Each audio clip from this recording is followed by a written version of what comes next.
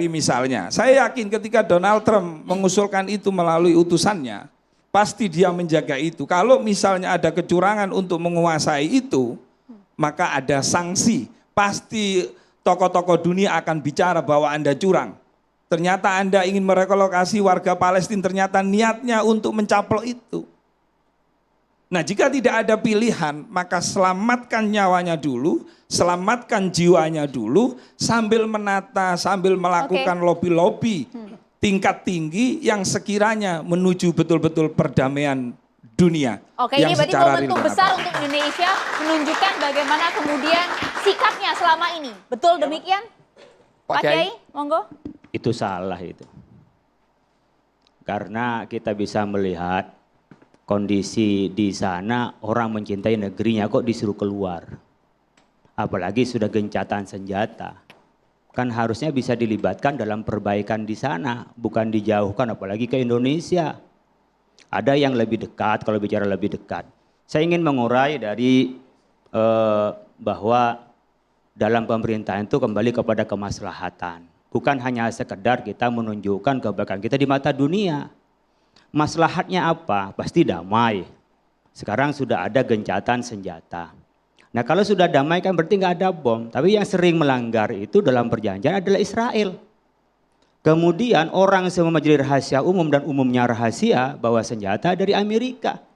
Ini bukan suudzon, ada bukti. Mungkin nanti Prof. Hikmahanto bisa menjelaskan hal ini ya, lebih kompeten daripada saya. Ini bukan suudzon, sudah ada fakta kok masih suudzon gitu loh. Nah kalau bicara umumnya maslahatnya, kalau masyarakat diajak bersama-sama membangun di sana, itu lebih baik. Mereka rela kok mau balik, yang penting jangan dibom. Gimana Israel jangan ngebom lagi, patuhi terhadap perjanjian itu. Yang ketiga, mana yang lebih dekat jauh-jauh ke sini, ke Indonesia? Yang lebih dekat di sana ke Yordan, lebih dekat ke sana umpamanya tadi Qatar umpamanya. Jadi pada ke Indonesia kok jauh-jauh ke Indonesia. Kita cukuplah membantu orang itu di tempatnya tidak dicabut. Itulah yang kita lakukan dari Indonesia sepenuhnya mendukung kemerdekaan. Kalau mereka pergi ke sini ngapain didukung kemerdekaan, sudah nggak ada tanah airnya kok. Jadi mari kita berpikir realistis, kita ini melihat apa yang memang nyata. Dan kalau terjadi ke sini, yang jadi ke sini kita bukan penerima untuk pengungsi loh. Itu hanya transit, kita nggak dalam negara kita tidak meratifikasi untuk jadi tempat pengungsi, tapi hanya menjadi transit saja. Nanti Prof. Hikmahanto akan menjelaskan itu, saya pikir bisa lebih jelas. Sehingga kalau di sini menjadi tempatnya penampungan tadi itu tidak pas. Pertama orang dicerabut dari tempatnya. Lain lagi kalau mau curiga, ini aja curiga. Ketika ini dibangun, apakah sama dengan yang mereka rasakan? Kalau mereka mau lah, anggaplah kita ini anggap mereka mau dan ini adalah kebaikan. Apakah mereka nyaman dengan yang dibuat? Orang kan ada kenyamanan dengan rumahnya. Yang dibangun seperti kalau dibangun gotong royong, kemudian dia yang mengerjakan, kita membantu ke sana, di berbagai penjuru datang. Jadi tidak dibantu, orangnya nggak ada. Nanti datang kamu balik ya, itu kan nggak pas. Anggaplah bencana, udah Bapak pergi dulu, nanti saya bantu, ini dibikin gedung, Bapak selesai baru jadi. Saya pikir kerangka berpikir kita mencari kemaslahatan itu karena ala maslahatir ra'iyah. Saya pikir itu yang harus menjadi titik tekannya. Soal kita menunjukkan bahwa kita toleran, berislam yang baik kan tidak harus ke sini. Dulu kita pernah Majelis Ulama Indonesia itu mengundang pemuda-pemuda seperti di Afghanistan. Itu diundang ke kita sebagai generasi di masa yang akan datang. Tapi kalau 2 juta ke sini, lain lagi makan siang aja masih sulit kita ini nyari anggarannya. 2 juta loh, Mbok. Terus rumah siapa yang mau ditempatin? IKN jadi tempatnya banyak, tempatnya IKN tempatnya pengungsi. Apa iya IKN mau jadiin pengungsinya yang 2 juta itu layak nggak kita pikirkan taruh di sana? Jadi sebenarnya aspek peraturan kita juga tidak tepat, aspek kemaslahatan tidak tepat. Kalau saya usulkan yang tengah benar-benar tengah gitulah, kalau memang mau tengah, PBB aja tidak ngangkat sini kok. Netanyahu dibilang sebagai penjahat perang nggak bisa dilaksanakan kok. Orang tidak sampai minta ditangkap, ada pengadilan dan bukti hukum seperti itu. Nah, ini bukan suudzon ini realistis dan semakin kecil itu kan bertanda penguasaan. Dan itu dihancurkan seperti itu ke manusia. Sekarang ada berapa bom? Ada 3.016 pembantaian di sana. 46.000 lebih orang yang meninggal. Iya, kalau yang ini datanya Pak Hikmahanto tadi 45, kalau saya baca ada 46.000 loh. Berapa kali dari 2 juta itu? Gelombang seperti apa? Kita ngatasin haji 221.000 aja udah susah, gimana ngatasin 2 juta diangkut ke sini dan tempatnya di mana? Jadi gak realistis menurut saya hal seperti ini. Oke. Izin menambahkan. Siap. Ya, izin menambahkan, mohon maaf sekali ya, karena apa yang disampaikan oleh Gus Rofi itu sangat mirip pola pikirnya dengan pola pikir priai kolaborator zaman Belanda dulu. Kenapa saya bilang demikian? Karena mereka itu sudah sangat nyaman dengan kondisi kehidupan kolonial saat itu. Mereka bekerja sama dengan Belanda, kemudian mereka mendapatkan berbagai privilege dari Belanda. Ketika kemudian ada pejuang kemerdekaan Indonesia, kemudian mereka itu merasa posisi mereka itu tercerabut, sehingga mereka itu lebih kayak, ya gimana kalau kita damai aja gitu ya. Kenapa kita harus menumpahkan darah seperti itu? Padahal sebenarnya intinya dari sinilah kita paham kenapa ada ungkapan merdeka atau mati. Kenapa ada ungkapan ish kariman au mut syahidan. Atau ungkapan kalau dalam bahasa Yunani eleftheria thanatos. Bagaimana kita bisa memilih mati atau merdeka, itu pilihannya. Dan kita tahu dari sini kenapa warga Gaza akhirnya mereka meninggal, mereka kemudian mengalami berbagai genosida. Ini adalah berbagai bentuk dari pengorbanan untuk memulai kemerdekaan. Kita tahu inti kemerdekaan dari situ. Mengapa? Itulah kenapa kita harus terus menghargai jasa pahlawan kita terus mengenang mereka, karena itulah mati atau merdeka. Dan bangsa yang terjajah itu tidak pernah memiliki punya pilihan. Pilihan bagi bangsa yang terjajah adalah sebuah kemewahan. Jadi intinya kita cuma punya 2 pilihan ketika kita dijajah, merdeka atau mati. Gus Rofi, ditanggapi singkat. Baik, terima kasih Yai Khalil Nafis dan Mas Kris ya. Jadi saya tadi kan sudah nyampaikan, jika memang warganya ya, itu garis besarnya di situ. Ini ada tawaran nih, ada wacana nih dari Donald Trump. Ya, kalau kita niatnya suudon, ya jelek, pasti pikiran kita jelek.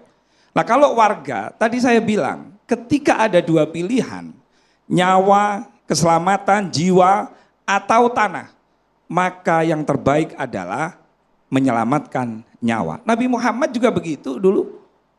Bagaimana ketika dia digantikan oleh Sayyidina Ali, juga berpindah, kan seperti itu. Nah ini artinya saya memasrahkan sepenuhnya, apakah ini memang kemauan warga Palestina yang memang sudah terpepet dan tahu kondisinya, bagaimana susahnya, payahnya untuk hidup, bagaimana tiap hari menunggu kapan bom, apa dohor, apa asar, kan seperti itu gitu loh. Jadi kalau memang itu mau dan betul-betul mau, entah berapapun jumlahnya, kan begitu, kita ini masih ilmu kiro-kiro gitu loh. Jadi sebagai orang Indonesia, sebagai orang Islam, kami terima saudara kita ini, gitu loh. Urusan misalnya negara bingung, Pak, ngurusin Palestina itu nggak bingung. Beda dengan Rohingya. Siapa yang nggak cinta sama Palestina? Yang demo itu kamu lihat nih, orang mencari duit dari donasi atas nama Palestina, itu luar biasa dapatnya. Sampai dikorupsi, ditangkap oleh Bareskrim. Jadi nggak perlu ragu deh untuk bantu rakyat Palestina kalau memang keinginan warga Palestina, keinginan PBB, dan keinginan Presiden Republik Indonesia. Terima kasih. Jadi gini, ini kan bukan persoalan kita tidak membantu, tapi cara membantunya itu seperti apa. Kita tahu bahwa Indonesia adalah yang paling getol membantu Palestina. Mana yang lebih utama, orang Palestina yang ke sini atau Israel yang menghentikan serangannya? Kalau ingin membela, ingin menciptakan kedamaian di Palestina, di Gaza itu, bukan orang Palestina yang disuruh pergi. Israel itu suruh patuhi terhadap kesepakatan gencatan itu, kemudian dibangun bersama-sama. Boleh ditanggapi? Boleh. Silakan. Silakan, Pak. Saya mau Langsung. tanggapi tentang sepertinya Israel ini jadi tokoh jahat gitu ya. Betul, Padahal 2005 Israel keluar dari Gaza. 2005 Israel keluar dari Gaza, memberikan Gaza untuk Palestina, otoritas Palestina. Yang berkuasa adalah Fatah. Justru Fatah digulingkan oleh Hamas. Dan sejak 2006 itu Gaza menjadi basis teroris. Nah kalau mau dibilang merdeka atau mati, pilihan saya adalah orang Gaza harus bisa hidup berdampingan dengan orang Israel. Jangan kirim rudal, jangan bangun terowongan. Semennya dibikinlah rumah sakit, sekolah, bikin jalan, lapangan pekerjaan. Bapak Ibu, ada 10.000 orang Gaza bekerja di Israel sebelum 7 Oktober. Saya saksi mata, saya pernah ke Kibuts Nirim melihat seorang muslimah dari Gaza kerja di Kibuts Nirim. Kibuts Nirim jadi korban teror 7 Oktober 2023, 4 orang tewas. Nah Bapak Ibu semua, Gaza kalau dibangun dengan baik, dengan benar, maka Gaza itu bisa menjadi seperti Singapura. Dengan pantai Mediteranianya yang indah. Gaza bisa jadi seperti Dubai, seperti Hong Kong. Pertanyaannya, Hamasnya mau nggak? Kalau Hamas sekarang sudah bertransformasi menjadi Hamas yang mau hidup berdampingan, saya sih oke-oke aja. Orang Gazanya nggak usah direlokasi. Mas Gas sudah senyum-senyum. Ini narasi yang selalu disampaikan oleh orang-orang yang pro-Zionis itu seperti ini.